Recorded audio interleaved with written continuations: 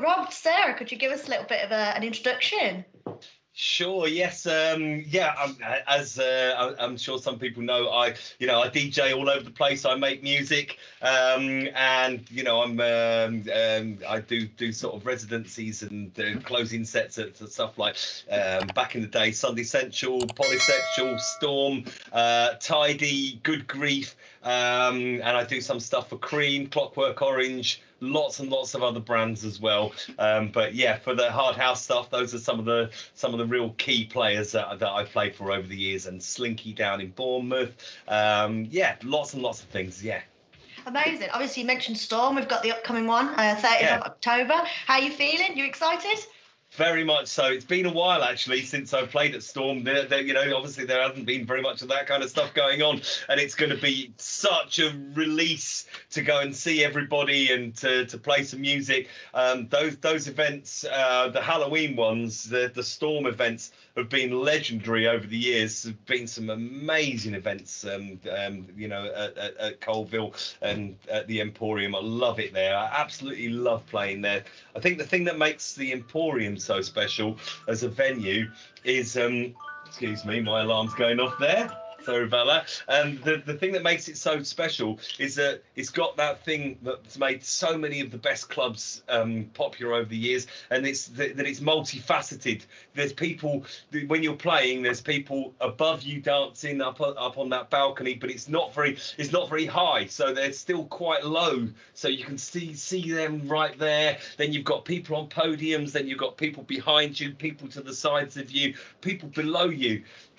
It's absolutely awesome because it kind of makes it 3D wow. Do you know what I mean? That's what makes that venue so special. Yeah, really put in the middle of it, aren't you, I guess? Yeah, love it. Yeah. When was the last time you performed at Storm then? A couple of years ago, I think. I think at the whatever their last event was, I think I was at it. Yeah, so it's just seems like such a long time ago. It's not a distant memory, but it's a couple of years ago now. It's got to be the early part of 2019, or yeah, in fact, it would have been in 2019. It would have been towards the end of 2019. That seems like a lifetime ago, doesn't it? I know what you mean. Obviously, we had all the lockdowns during it and stuff. How did you sort of cope during that with not having as many events? So I make music for a living, so that just increased loads and loads and loads, lots and lots of people, because they had a bit more time on their hands. They wanted to, a lot of people there. It was an aspiration of theirs to work with producers like myself or BK or loads of the people that are involved in the event, Illogic, all those sort of people. We've been working with lots and lots of other artists, helping people out, doing some teaching and tutorial stuff online, but I also make music for the fitness industry through a company called Pure Energy Go, and I make royalty-free music and albums. So I'll do, say 11 albums. They give me a theme to work to. So some of them I'll say funky house or just straight up house music or trance or hard house. And then they'll say, right, just make us an album of bangers. So, I do what I call no fillers, only killers, just to make it so that you come in, off the top rope and then just keep them there all the way, because they're made for the fitness industry. So, and then I try to make it so that as the album goes on, it not increases in pace, because it's all got to be at one tempo. They set them to be either at 130 or 150 BPM, 140 BPM,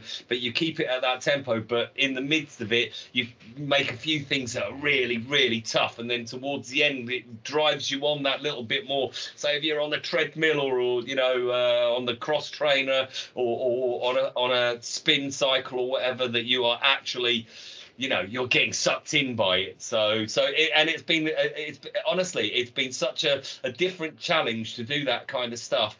And I've enjoyed every single second of it. So I'm not joking. There has not been a spare moment in the day. It really has been something different all the time. And I also make quite a bit of tech house for various artists as well, and some of those people have become quite successful in what they do in the Beatport charts and Traxsource and all that type of stuff, and you just keep getting repeat business, and then other people know that you've done that work, and then it keeps on growing. So it's been really positive, to be honest, Holly. It's been really positive. So I'm blessed, and I feel really grateful that it's all been all right, because I know it's not been the same way for some people. If you just were a DJ, I think diversity and various income streams and all that type of stuff is the thing that's really kept me going. Absolutely. You've obviously mentioned as well, like working with other artists. We know Dawn Lee's, it's her first performance at Storm, isn't it? Yeah. She's awesome as well. So she came through the school as well, and she was a real bright, shining light in her time here. There's lots and lots of other people that have come through the school as well, who've gone on and done very well, and released a lot of good tracks. Mikey Dickens, who makes trance stuff, has done very well for himself. There's been lots and lots of people. Sarah Louise, there's another artist who's come through the school as well. There's so many other people. Carl Lance Yates, he's done very well for himself. Loads of them, and it's great. It's great to see some new talent coming through. But Dawn's an absolutely cracking DJ. She's brilliant. And some of the music she's making is doing great as well. So it's really good to see her doing so well for herself. Absolutely. I did have a chat with her actually about how excited she was for Storm, and she mentioned you as well, saying, thank you for letting her be part of that. So no brilliant. Problems. Yeah, no problems. The thing is though, if she wasn't good at what she does, then those opportunities wouldn't present themselves. So she's very talented, and I wish her all the best. I really do. Amazing. You mentioned as well, obviously, Lisa Lash's School of Music. Dawn was a student there, working there for the Kickstarter team at the moment. How did that sort of get started, working with Lisa and with the school? Well, I've known her for an awfully long time, and I've not seen her in a couple of years. And then I went to play at the Tony DeVee Memorial gig in Birmingham. God rest his soul, R.I.P. Tony. And he, we all played at that event. And then I saw her for the first time in at least a few years. And then she told me about the school, and I'd already been doing some tutorial stuff. I've been teaching quite a few DJs for a company called the DJ Academy, where they've been coming either to my studio or I've been going to them. So I totally understood the principles and the needs for people to learn more, from the experiences that I'd had. So then when I sort of told her that, then literally that evening we decided that that I might be useful to the school, and then come the next day, she signed me up, and then I worked there for a couple of years with her, and I loved every second of it. I helped to run the academy in Manchester along with Ben and a couple of the other guys as well. We all chipped in and helped to run that, and made it as good as we possibly could. And I really enjoy helping people out, we all make good choices and bad choices at times. So it's nice to be able to help some people learn from both of those angles, because sometimes it's not a bed of roses. So it's great to be able to just help people through that. Definitely. Absolutely, I completely agree. I think both good and bad experiences are so worthwhile, especially within the music industry, trying to get ahead. Obviously, you've been producing over lockdown and producing some tracks. Yeah. Can we have a little bit of info about it, or is it a secret?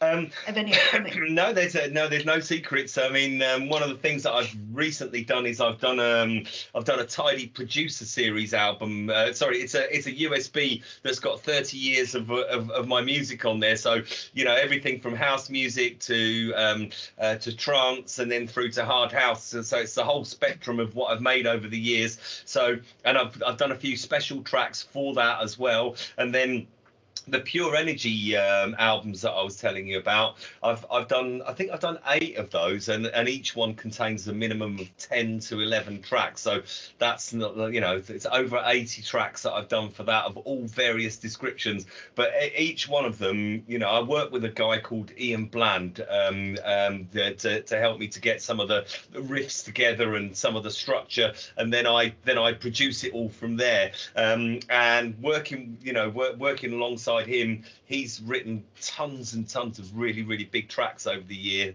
years, and so that's been really sort of instrumental in me, you know, having that kind of success, and those albums keep on rolling. I've got more of those coming in, and I've also been making quite a bit of trance stuff with a guy called Paul Priestley. We recently did a track on Tidy Tracks called Aspirations, and we just literally, as we're speaking, I'm sending the stems off to BK, who's also playing at the Storm gig. I'm sending him the stems for him to do a remix of that track. So I've got some decent stuff coming through, and there's another guy called Paul Clark who I work with, and he's doing very well at the moment as well. He runs a thing called Bring the Noise, and I've been making some music with him.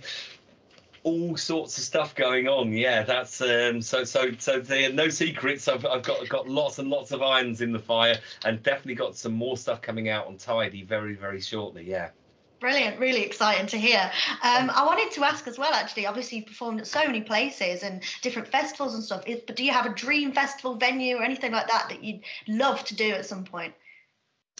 Wow. So, I mean, you know, I'd love to go to Tomorrowlands or something like that, you know, or just, you know, I played at Cream quite a few times, and I'm sure that hopefully I'll get to play there again. But yeah, I guess something like Tomorrowlands. I mean, I played at Dance Valley, which was kind of a forerunner to Tomorrowlands, really, in Holland rather than in Belgium. But I'm sure those guys from Tomorrowlands, they will have gone to loads and loads of those Dance Valley events, and they used to do a lot of hard house at those events. They had an arena called the HQ Arena, which was HQ was a massive brand in Holland that does, and still is, that does hard house.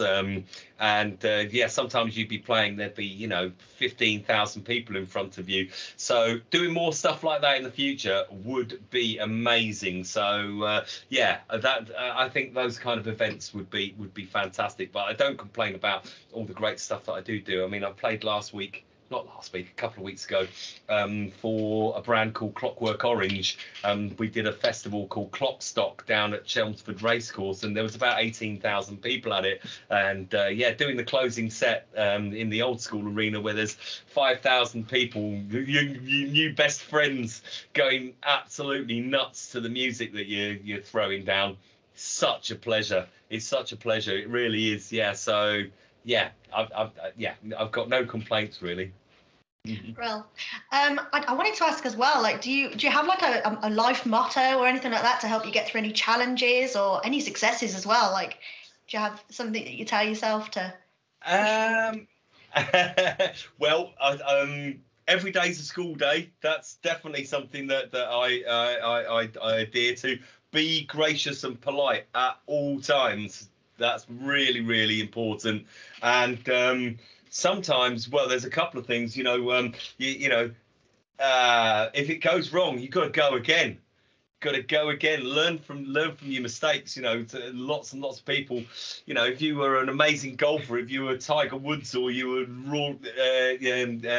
Rory, what's his face, McIlroy, those kind of golfers, they hit the ball sometimes in the rough. It's what you do to get it on the green is what counts.